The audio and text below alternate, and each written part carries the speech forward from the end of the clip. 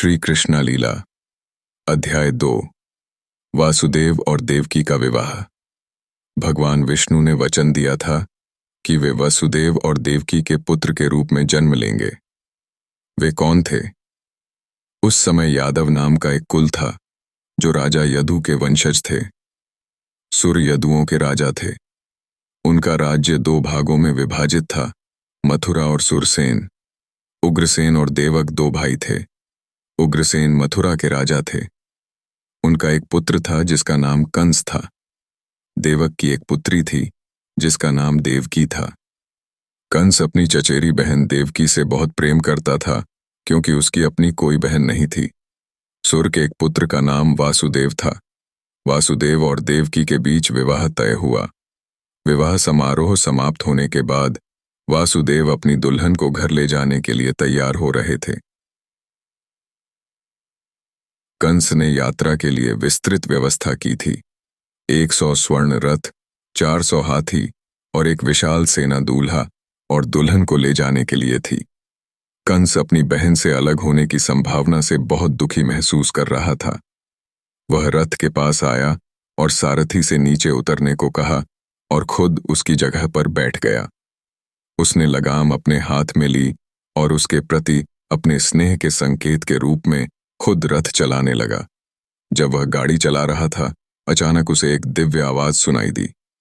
रहस्यमय आवाज ने कहा, अरे मूर्ख, जिस औरत को तू अपने साथ ले जा रहा है उसकी 8वीं संतान रथ तुम्हें मार डालेगा। कंस चौंक गया और डर से कांप उठा। जैसे ही उसने चेतावनी सुनी, उसने लगाम छोड़ दी, अपनी बहन के बाल पकड़े और अपने दाहिने हाथ से उसे मारने के लिए तलवार खींची।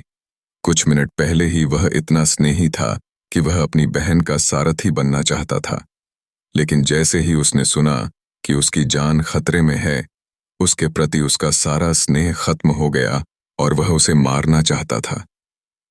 कंस ने देवकी पर गरजते हुए कहा, हे दुष्ट, जिस पर मैंने इतना स्नेह बरसाया है, तू मेरे हत्यारे की मां बनने जा रही है।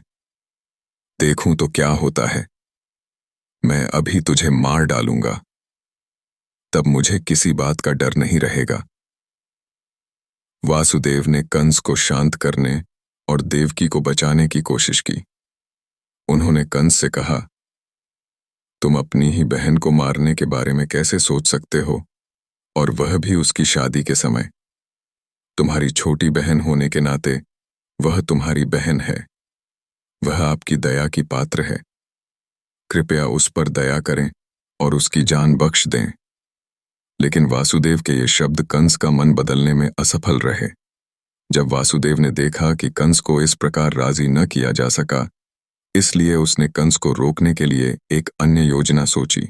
उन्होंने कंस से कहा, देखिए, हे महाराज, आपने अदृश्यवाणी से जो कुछ सुना है, उसके बावजूद आपको अपनी बहन देवकी से डरने की कोई आवश्यकता नहीं है।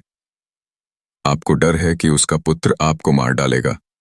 मैं वचन देता हूं कि उसके प्रत्येक बच्चे को जन्म लेते ही मैं आपको सौंप दूंगा। वासुदेव के इस उदार प्रस्ताव को सुनकर कंस को बहुत राहत मिली।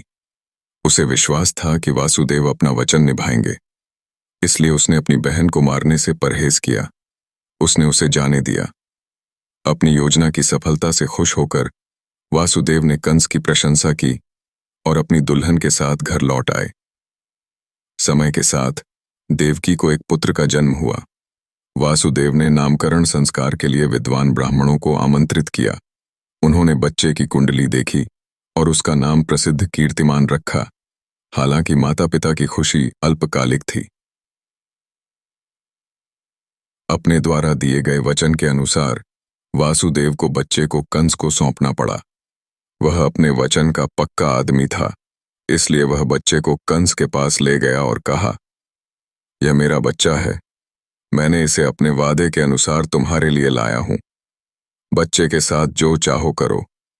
कंस वसुदेव की सत्यनिष्ठा से प्रसन्न हुआ और मुस्कुराते हुए बालक को अपने साथ ले गया और उसे वासुदेव के हाथों में सौंपते हुए कहा, मैं इस कोमल बच्चे को मारना नहीं चाहता। आखिरकार मुझे बताया गया है कि तुम्हारा 8वां बच्चा ही मुझे मारेगा। चूंकि यह तुम्हारा पहला बच्चा है, इसलिए मुझे इससे कोई डर नहीं है। वासुदेव कंस से प्रसन्न हुए और अपने बच्चे को वापस घर ले गए। लेकिन उन्हें यह भी पता था कि वे कंस जैसे दुष्ट व्यक्ति की बातों पर भरोसा नहीं कर सकते थे।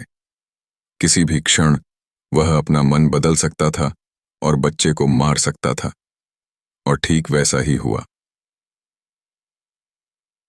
तो दोस्तों, कैसा लगा आज आप लोगों को हमारा वीडियो? आशा करते हैं सभी को पसंद आया होगा।